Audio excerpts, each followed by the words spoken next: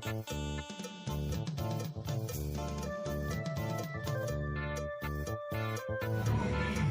ายดีเนาะวันนี้เรามาโคชงขากับลูกสาวนี่สบายดีสาวเนี่ยเด้อเอาวันนี้มาพดพาอยู่บ้านน้องจั่วเด้อพี่น้องเด้อ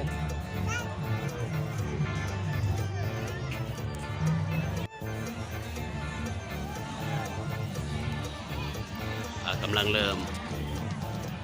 หลังพระเด้อหลังจั่วหลังว่าเนาะอาจารย์เพิ่น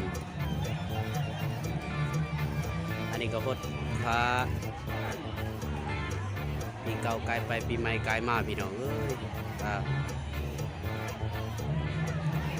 ปีใหม่ก็มีแต่สิ่งใหม่ๆพี่น้องเข้ามาสบายดีปีใหม่ลาวเด้อสงกรานต์เพิ่นว่าที่บ้านน้องจั่วเด้อเมืองเรางามแขวงสารวัน